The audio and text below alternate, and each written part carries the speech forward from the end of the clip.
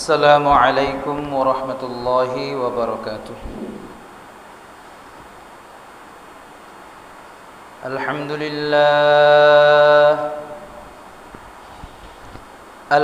لله نحمده ونستعينه ونستغفره ونؤمن به ونتوكل عليه ونعوذ بالله من شرور أنفسنا ومن سيئات أعمالنا. من يهده الله فلا مضل له ومن يضلله فلا هادي له. ونشهد أن لا إله إلا الله وحده لا شريك له. ونشهد أن سيدنا وسندنا وحبيبنا ومولانا محمد صلى الله عليه وعلى آله وصحبه وبارك وسلم. أما بعد فقد قال الله تعالى في كلامه المجيد وفي فرقانه الحميد. أعوذ بالله من الشيطان الرجيم. بسم الله الرحمن الرحيم. والذين يؤمنون بما أنزل إليك وما أنزل من قبلك وبالآخرة هم يوقنون. وقال سيدنا رسول الله صلى الله عليه وسلم: الإيمان أن تؤمن بالله وملائكته وكتبه ورسله واليوم الآخر والقدر خيره وشره، أو كما قال عليه الصلاة والسلام. صدق الله العظيم وصدق رسوله النبي الكريم، ونحن على ذلك من الشاهدين والشاكرين، والحمد لله رب العالمين.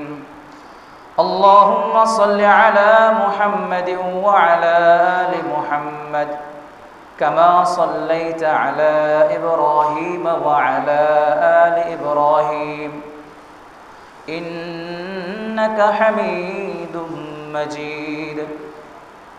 اللهم بارك على محمد وعلى آل محمد كما باركت على إبراهيم وعلى آل إبراهيم إنك حميد مجيد. মহান আল্লাহ তাআলার দরবারে অসংখ্য অগণিত শুকরিয়া জ্ঞাপন করি যে মহান রব্বুল আলামিন আমাদেরকে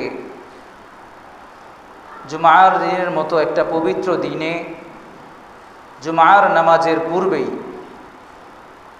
ওনার প্রিয় জায়গা মসজিদে এসে কিছু কথা বলার এবং শোনার জন্য তৌফিক দিয়েছেন। এজন্য সকলেই অন্তরের অন্তরস্থল থেকে শুকরিয়া আদায় করি, আলহামদুলিল্লাহ। তারই সাথে দরুদ ও সালাম বর্ষিত হোক সৃষ্টির শ্রেষ্ঠ নবী, সৃষ্টির শ্রেষ্ঠ মানব, উম্মতের কান্ডারি, আকায়ে নামদার, তাজেদার মদিনা জনাবে মুহাম্মদুর রাসূলুল্লাহ সাল্লাল্লাহু আলাইহি ওয়াসাল্লামের উপর। মুআজ্জাজ মুহতারাম হাজিরিন, আমি আপনাদের সামনে বিগত অনেকগুলো সপ্তাহ ধরে একটা ধারাবাহিক আলোচনা করছি মুমিনের জীবন ব্যবস্থা শিরোনামে। এখানে আমি মুমিন জীবন ব্যবস্থার সর্বপ্রথম যে শর্ত ঈমানওয়ালা হওয়া, এই নিয়ে আমি আপনাদের সামনে আলোচনা শুরু করেছিলাম। আলহামদুলিল্লাহ, ঈমানের যে 6টা স্তম্ভ আছে তন্মধ্য থেকে সর্বশেষ আখের স্তম্ভ যেটা, সেটা হচ্ছে পরকালের দিবস, কিয়ামত দিবসের উপর। এই ব্যাপারে আমি আপনাদের সামনে সংক্ষিপ্ত আলোচনা করার চেষ্টা করব ইনশাআল্লাহ তাআলা। তাই আজকের হাদিস এবং আয়াতের আলোকে বিষয়বস্তুর শিরোনাম নির্বাচন হয়েছে ঈমান বিল কিয়ামাহ, কিয়ামত দিবসের উপর ঈমান। মুহতারাম হাজিরিন, আমি আপনাদের সামনে পবিত্র কালামুল্লাহ শরীফ থেকে একখানা আয়াত তেলাওয়াত করেছি। ওয়াল্লাযীনা ইউমিনুনা বিমা উনজিলা ইলাইকা ওয়া মা উনজিলা মিন ক্বাবলিক ওয়া বিল আখিরাতি হুম ইউকিনুন। আমরা যারা সূরা বাকারার এই প্রথম 5-6টা আয়াত মুখস্থ পারি, তারা আমরা অলরেডি বুঝে গিয়েছি যে আমরা সূরা বাকারার প্রথম থেকে পড়তেছি। এই আয়াতে আল্লাহ তাআলা বললেন যে যারা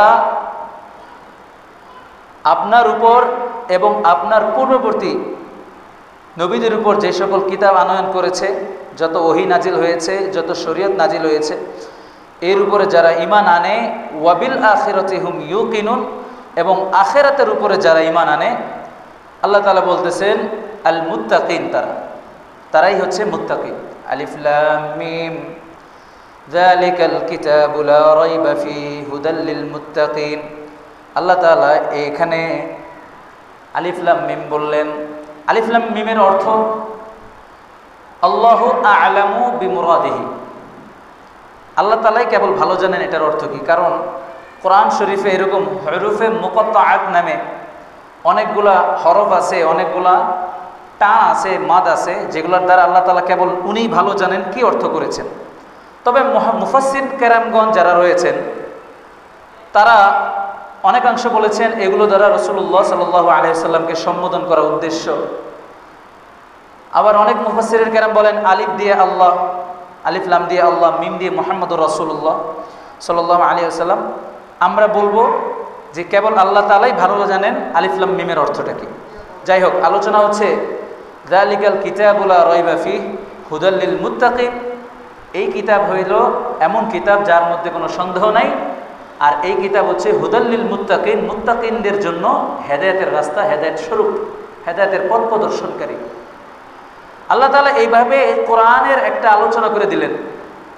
এখন কোরআন ওয়ালার আলোচনা করতেছেন।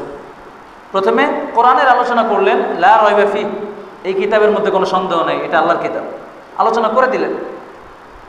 তারপরে আল্লাহ তাআলা আলোচনা করতেছেন আল মুত্তাকিনের ব্যাখ্যা, যে আল্লাযীনা ইউমিনুনা বিল গায়ব ওয়া ইউকিমুনাস সালাত ওয়া মিম্মা রাযাকনাহুম ইউনফিকুন ওয়াল্লাযীনা ইউমিনুনা বিমা উনজিলা ইলাইক ওয়া মা উনজিলা মিন ক্বাবলিক ওয়া বিল আখিরাতি হুম ইউকিনুন। যাদের মধ্যে এই গুণগুলো রয়েছে তারাই মুত্তাকিন, আর এই কোরআন তাদের জন্যই হেদায়েতের পথ প্রদর্শক।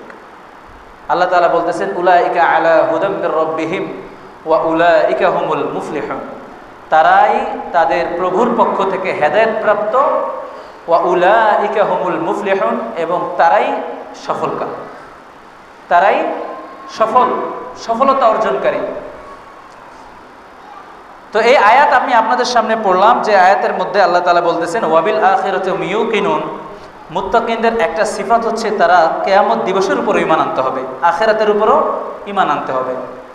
আপনি ঈমানের স্তম্ভে যে 6-7টা বিষয় রয়েছে, যে আমানতু বিল্লাহি ওয়া মালাইকাতিহি ওয়া কুতুবিহি ওয়া রুসুলিহি ওয়াল ইয়াউমিল আখিরি ওয়াল কদরি খাইরিহি ওয়া শাররিহি মিনাল্লাহি তাআলা। আবার অনেক জায়গায় আছে ওয়াল বা'থি বা'দাল মাউত। এই 6-7টা বিষয়ের মধ্যে আপনি সবগুলোর উপর ঈমান আনছেন, আপনি সবগুলোর উপর ঈমান আনছেন, কিন্তু আপনি ঈমানের যেই প্রয়োগটা আছে সেটা কিয়ামতের উপর করেন নাই।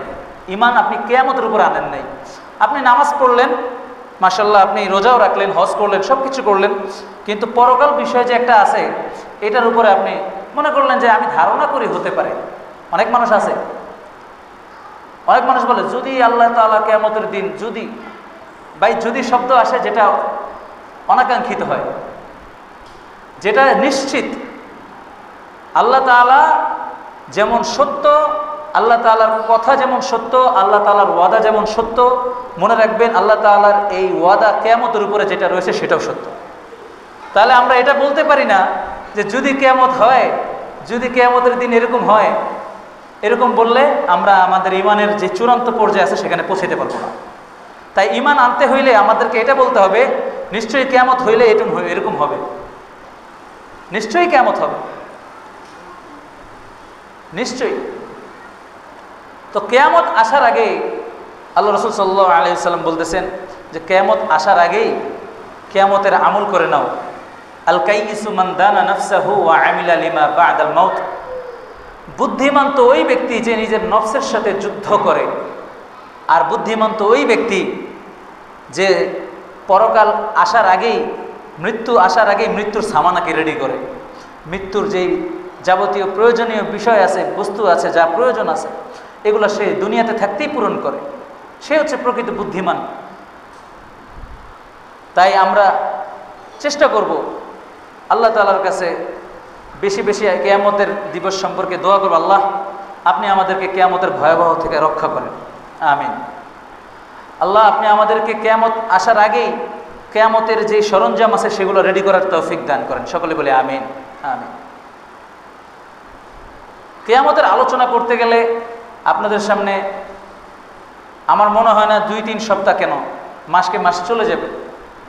কারণ এই আলোচনাটা আল্লাহ তাআলা কোরআন শরীফের জায়গায় জায়গায় জায়গায় জায়গায়, যেখানেই মুসলমানদেরকে, মুমিনদেরকে আল্লাহ তাআলা ভয় দেখাইছেন, যেখানেই কাফেরদেরকে থ্রেট দিছেন, যেখানেই কাফেরদেরকে চ্যালেঞ্জ করেছেন, সেখানে আল্লাহ তাআলা কিয়ামতের আলোচনা করেছেন।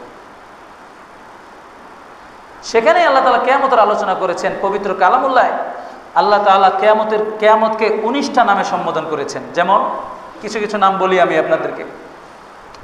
যেমন আছে ওয়াবিল আখিরাতি হুম ইউকিনুন, আখিরাত।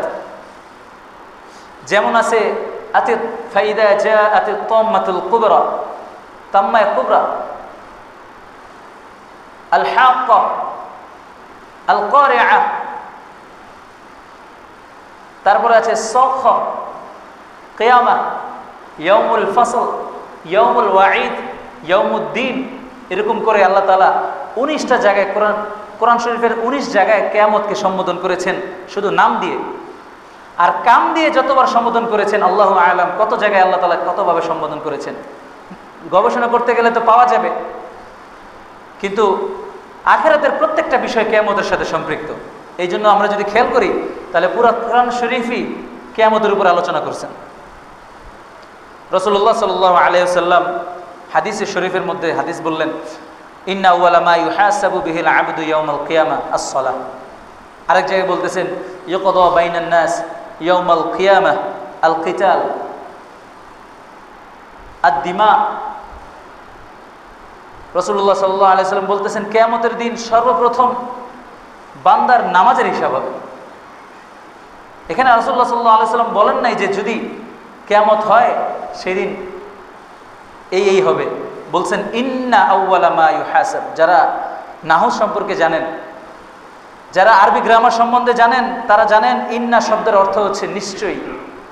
নিশ্চয়ই কিয়ামতের দিন আল্লাহ তাআলা বান্দার নামাজের হিসাব নেবেন সবার আগে। আরেক হাদিসে রাসূলুল্লাহ সাল্লাল্লাহু আলাইহি ওয়াসাল্লাম বলতেছেন ইন্না আউয়ালা মা ইউহাসাবু ইউকদা বাইনান নাসি ইয়াউমাল কিয়ামাহ আদ-দিমা, যে কিয়ামতের দিন আল্লাহ তাআলা সর্বপ্রথম হত্যার বিচার করবেন। দুইটা হাদিসের মধ্যে কেমন জানি একটা গন্ডগোল লেগে গেলে মনে হইতেছে, যে একবার রাসূলুল্লাহ সাল্লাল্লাহু আলাইহি ওয়াসাল্লাম বললেন যে নামাজের হিসাব সবার আগে হবে, আরেকবার বলতেছেন যে হত্যার বিচার আগে হবে।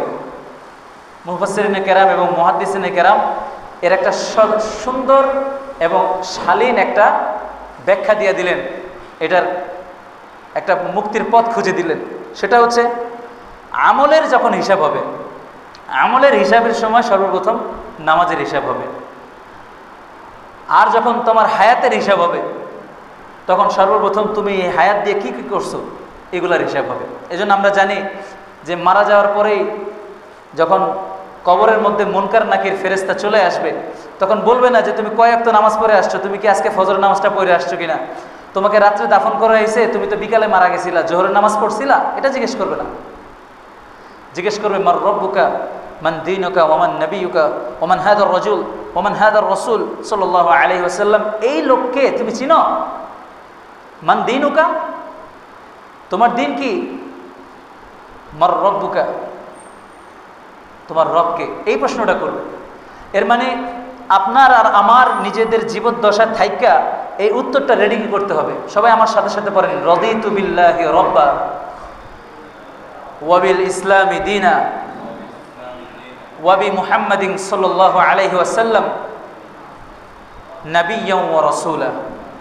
এটা হচ্ছে ওই আমাদের কবরে যাওয়ার প্রথম যে হিসাব নিকাশটা হবে, ওই প্রথম হিসাব নিকাশের জবাব, রাদিতু বিল্লাহি রাব্বা ওয়া বিল ইসলামি দীনা ওয়া বি মুহাম্মাদিন সাল্লাল্লাহু আলাইহি ওয়াসাল্লাম নাবিয়্যান ওয়া রাসূলা। আমার রব তো আল্লাহ, আমার রব আল্লাহ, আমার দিন হচ্ছে ইসলাম। আর এই লোককে যাকে দেখাইতেছেন, এই যে বলতেছেন ওয়ামান হাদার রাজুল, এই লোককে, এই লোক হচ্ছে মুহাম্মাদিন সাল্লাল্লাহু আলাইহি ওয়াসাল্লাম নাবিয়্যান ওয়া রাসূলা। মুহাম্মদ সাল্লাল্লাহু আলাইহি ওয়াসাল্লাম যিনি আল্লাহ তাআলার নবী এবং রাসূল সাল্লাল্লাহু আলাইহি ওয়াসাল্লাম। আল্লাহ তাআলা পবিত্র কালামুল্লাহ বলতেছেন ইন্নাস সাআতা আতিয়াতুল লা রাইবা ফিহা, নিশ্চয়ই কিয়ামত আসবে, কোনো সন্দেহ নাই। ফাইদা জাআতিত তাম্মাতুল কুবরা ইয়াওমা ইয়াতাযাক্কারুল ইনসানু মা সাআ, যখন সেই কঠিন বিপদের সময় চলে আসবে, মহাবিপদ, তখন মানুষ ইয়াওমা ইয়াতাযাক্কারুল ইনসানু মা সাআ, যা যা করেছে সব স্মরণে চলে আসবে, সব স্মরণে চলে আসবে। ফাইদা জাআতিস সাখা ইয়াওমা ইয়াফিরুল মারউ মিন আখিহি ওয়া উম্মিহি ওয়া আবিহি ওয়া সাহিবাতিহি ওয়া বানিহি, যখন সাখা চলে আসবে, কিয়ামত চলে আসবে, যখন নিশ্চিত বিষয়টা সংগঠিত হয়ে যাবে, ইয়াওমা ইয়াফিরুল মারউ মিন আখিহি ওয়া উম্মিহি ওয়া আবিহি ওয়া সাহিবাতিহি ওয়া বানিহি, মানুষ পলায়ন করতে থাকবে, দৌড়াইতে থাকবে। মারউ মিন আখি, ভাইয়ের কাছে দৌড়াইবে। ওয়া উম্মিহি ওয়া আবি, বাবার কাছে দৌড়াবে, মার কাছে দৌড়াবে। ওয়া সাহিবাতিহি ওয়া বানি, তার স্ত্রীর কাছে যাবে, সন্তানদের কাছে যাবে। এটা হচ্ছে কিয়ামত। রাসূলুল্লাহ সাল্লাল্লাহু আলাইহি ওয়াসাল্লাম বলতেছেন আমি আর কিয়ামতের মাঝখানে কতটুকু দূরত্ব জানো? এতটুকু দূরত্ব। এভাবে রাসূলুল্লাহ সাল্লাল্লাহু আলাইহি ওয়াসাল্লাম এই শাহাদাত আঙ্গুল আর মধ্যমা আঙ্গুলকে দেখাইলেন, বললেন আমি আর কিয়ামতের মাঝখানে এতটুকু দূরত্ব। নবী করিম সাল্লাল্লাহু আলাইহি ওয়াসাল্লাম 1500 বছর আগে উম্মতদেরকে ভয় দেখায় গেলেন, ভীতি প্রদর্শনকারী। নবী করিম সাল্লাল্লাহু আলাইহি ওয়াসাল্লাম তো নাজির, ভীতি প্রদর্শনকারী, উম্মতকে ভয় দেখাইলেন, উম্মত কিয়ামত নামে একটা নিশ্চিত বিষয় আছে। আল হাক্কাতু মাল হাক্কা ওয়া মা আদরাকা মাল হাক্কা, আল্লাহ তাআলা বলতেছেন নিশ্চিত বিষয়। নিশ্চিত বিষয়টা কি? আপনি কি জানেন নিশ্চিত বিষয় কি? সত্য বিষয়টা কি? কাযযাবাত সামুদ ওয়া আদুম বিল কারিআ, এই আদ জাতি এবং সামুদ জাতি এই কিয়ামত দিবসকে অস্বীকার করেছিল, ধ্বংস হয়ে গেছে।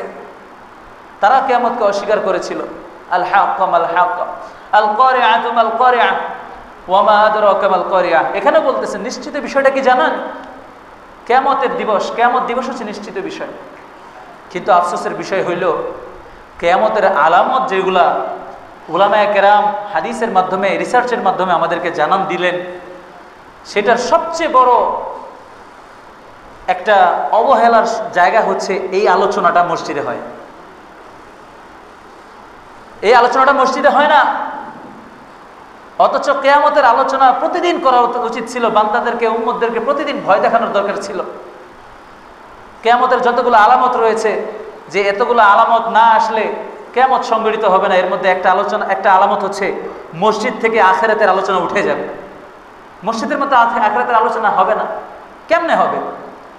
জুমার আলোচনা যখন আমরা করতে আসি, তখন দুনিয়ার যাবতীয় বিষয় নিয়ে আমরা আলোচনা করি। হ্যাঁ, দুনিয়ার যাবতীয় বিষয় নিয়ে আলোচনা করার দরকার আছে, কারণ অনেক নতুন নতুন বিষয় সংগঠিত হয়, এগুলো দিয়েও তো আমরা চলতে হবে সামনে।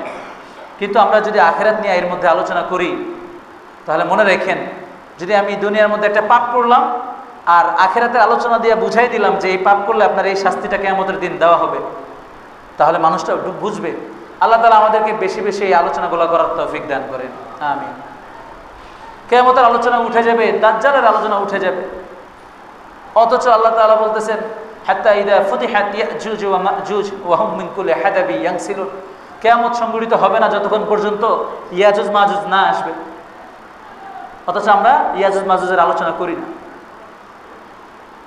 তবে রাসূলুল্লাহ সাল্লাল্লাহু আলাইহি ওয়াসাল্লাম দেখাই গেলেন যে আমার আর কিয়ামতের মাঝখানের দূরত্ব এতটুকু, তারপরও এখনো কিয়ামত হয় নাই। আর রাসূলুল্লাহ সাল্লাল্লাহু আলাইহি ওয়াসাল্লামের হাদিস থেকে আমরা যে আলামতগুলো জানি, দাজ্জাল আসবে, পাথরের বৃষ্টি হবে, ভূমিকম্পে সবকিছু চুরমার হয়ে যাবে, কৃতদাস মহিলার পেটে বাচ্চাদের জন্ম হবে, নগ্ন উলঙ্গ পায়ে যারা রাখাল ছিল তারা দেশের সমাজের বড় বড় দায়িত্বশীল ব্যক্তি হয়ে যাবে। যে ব্যক্তি আলেম না সেও মিম্বারে বসে আলোচনা করবে। তার কাছে একটা মাসালা জিজ্ঞেস করলে সে বলবে না আমি পারি না, সে এটা ব্যাখ্যা দিয়ে দিবে। সে 2 দিন মসজিদের মাদ্রাসার বারান্দায় গেছে তো নিজের বড় ফকি মনে করতেছে, নিজেকে বড় আলেম মনে করে, অহরহ আছে। আমাদের অঞ্চলে নাই আলহামদুলিল্লাহ। আলহামদুলিল্লাহ আমাদের বৃহত্তর নোয়াখালীতে আমার ধারণা অনুযায়ী, জানা অনুযায়ী, কমপ্লিট পড়ালেখা না করা ছাড়া ইমামতি করা যায় না। কিন্তু উত্তর অঞ্চলে এমনও মানুষ আছে 35 বছর খ্রিস্টান ব্যক্তি ইমামতি করছে। আপনারা জানেন না ইতিহাস? আপনারা তো গণমাধ্যম চালান। 35টা বছর একজন খ্রিস্টান লোক সে ইমামতি করছে, আর পিছনের মুসল্লিরা কত বড় আহাম্মক, 13 পায় নাই। 35 বছর সে কি কালিমা শিখাইলো আল্লাহ ভালো জানে, সে কি বয়ান করলো আল্লাহ ভালো জানে, কি কেরাত সে পড়লো। এজন্য আমাদের সকলেরই আখিরাত সম্পর্কে, কিয়ামত সম্পর্কে, কোরআন সম্পর্কে, নামাজ সম্পর্কে, আমল সম্পর্কে, রোজা সম্পর্কে, দান খয়রাত সম্পর্কে ভালো মতো জানা থাকতে হবে। যখনই আমরা এগুলো ভালো মতো জানবো, তখনই না আমরা সামনে আরেকজন বললে আমাদের মেধাটা আরেকটু ঝালাই হবে। এখন আমি কিচ্ছু জানি না, কথার কথা এমন কিছু খাবার আছে যেটা আমি কোনোদিন খাই নাই, যেটার নাম হইতে পারে লবস্টার ফিশ। সামুদ্রিক একটা মাছ আছে, বড় চিংড়ি মাছ, ওটা লবস্টার ফিশ বলে।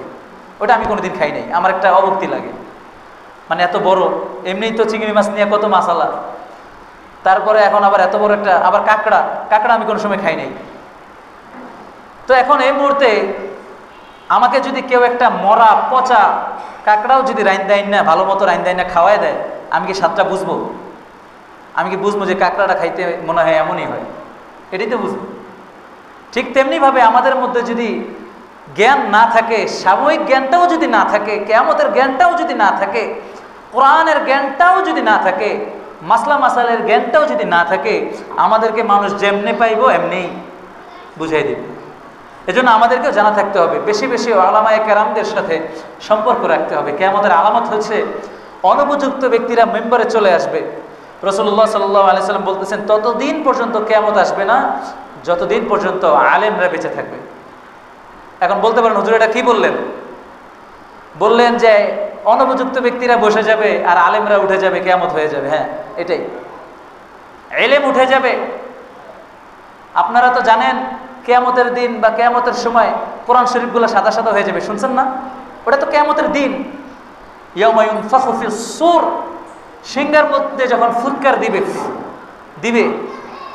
আপনারা অনেক সময় দেখেছেন, সিংহা দেখেছেন, রাজা বাদশাদের সিংহাও দেখেছেন, যেগুলোর মধ্যে ফু দিয়ে আগে যুদ্ধের এলান করত, দেখছেন না? যে বিশাল বড় একটা হাতির সুর বা শিং অথবা গরুর শিং, এগুলো নিয়ে, এগুলোর এক কোণা দিয়ে ফু দিলে আরেক কোণা বিশাল এক বাঁশির আওয়াজ হয়, মানে সতর্কবার্তা। এখন তো আমাদের মসজিদে মসজিদে মাইক আছে, তো আমরা কোনো সময় ডাকাত চলে আসলে বলে দিব স্বাভাবিক যে সবাই সতর্ক থাকেন, মুসল্লিয়ানে কেরাম, ডাকাত চলে আসছে। কিয়ামতের দিন আল্লাহ তাআলা ইসরাফিল ফেরেশতা দিয়ে সিংহা দিবেন, এই মানুষ রেডি থাকো, কিয়ামত চলে আসছে। ইসরাফিল আলাইহিস সালাম তার সৃষ্টির শুরু থেকে আজ পর্যন্ত সিংহাটারে মুখে নিয়ে এইভাবে দাঁড়ায় আছেন, শুধুমাত্র আল্লাহ তাআলার হুকুমের অপেক্ষায়। যখনই তিনি আল্লাহ তাআলার হুকুম পাইয়া যাইবেন, ফাইদা জাআতিত তাম্মাতুল কুবরা, কিয়ামত সংগঠিত হয়ে যাবে, মহাপ্রলয় সংগঠিত হয়ে যাবে। তখন আপনার আর আমার কোনো অবকাশ থাকবে না। কেমনে থাকবে? সুম্মা লা তুসআলুন্না ইয়াওমাইদিন আনিন নাঈম। এখনো বুঝতেছি না। আমি আগামী কয়েক মিনিটের মধ্যে মারা যাইতেই পারি। এরকম হয়েছে না? এই বিগত কয়েকদিন আগে এক হুজুর বয়ান করতেছে, মিম্বারে বসে বয়ান করতে করতে হুজুর মারা গেছে। এক মুসল্লি নামাজে আসছে, সেজদা দিয়ে মারা গেছে।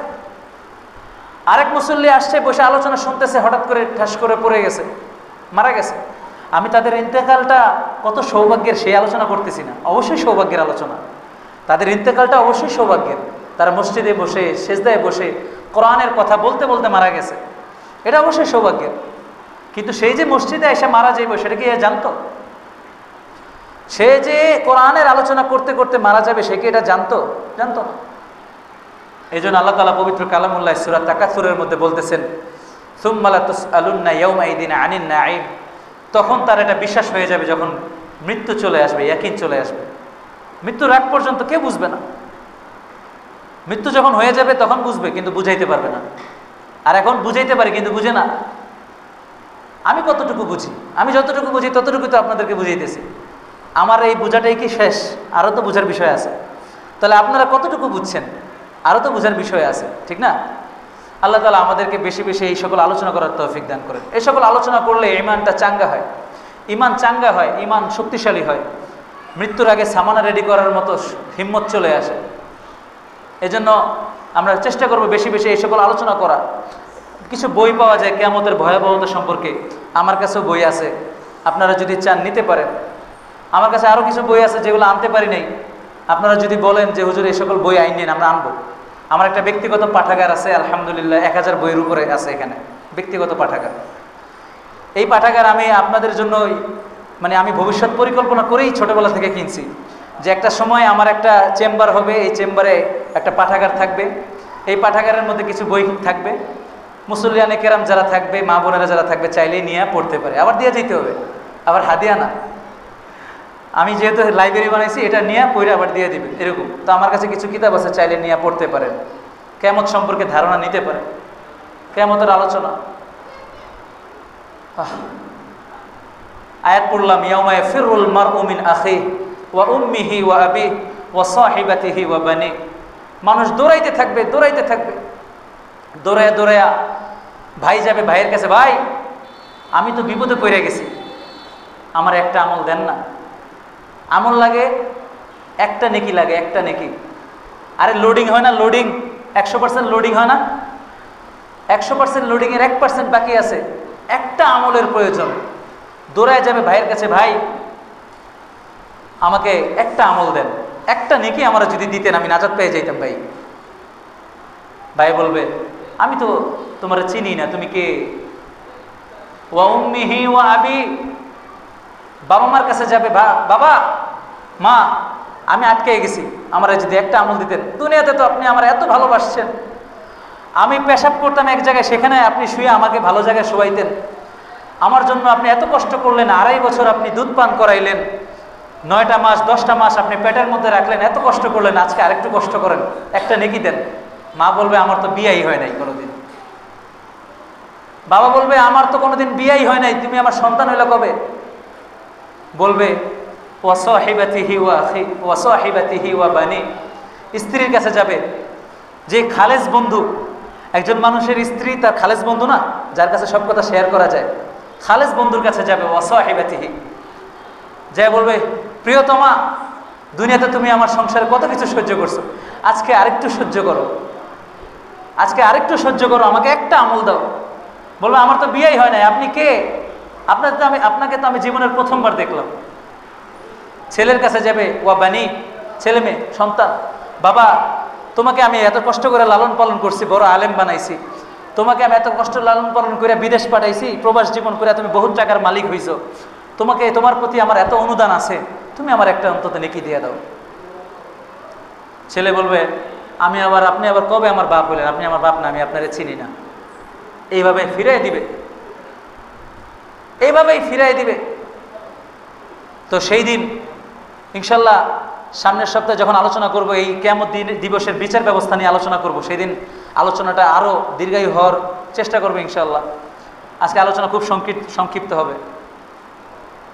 তো ওই সময় এরকম মানুষ যখন যাইবে দৌড়াইতে থাকবে নাঙ্গা পায়ে, খালি পায়ে দৌড়াইতে থাকবে। লাল উরা ওয়ালাল গুরলা, তার শরীরে একটা কাপড় পর্যন্ত থাকবে না। আম্মা জান আয়েশা রাদিয়াল্লাহু তাআলা আনহার কাছে রাসূলুল্লাহ সাল্লাল্লাহু আলাইহি সাল্লাম হাদিস বললেন যে কিয়ামতের দিবসে মানুষের পায়ে জুতা থাকবে না, মানুষের শরীরে কোনো কাপড় চোপড়ও থাকবে না। আম্মা জান আয়েশা রাদিয়াল্লাহু তাআলা আনহা বলতেছেন, ইয়া রাসূলুল্লাহ, এটা তো কেমন জানি একটা বিষয় সাল্লাল্লাহু আলাইহি ওয়াসাল্লাম, এটা লজ্জার বিষয় না? আমার শরীরে কোনো কাপড় চোপড় থাকবে না, আমি খালি পায়ে থাকবো।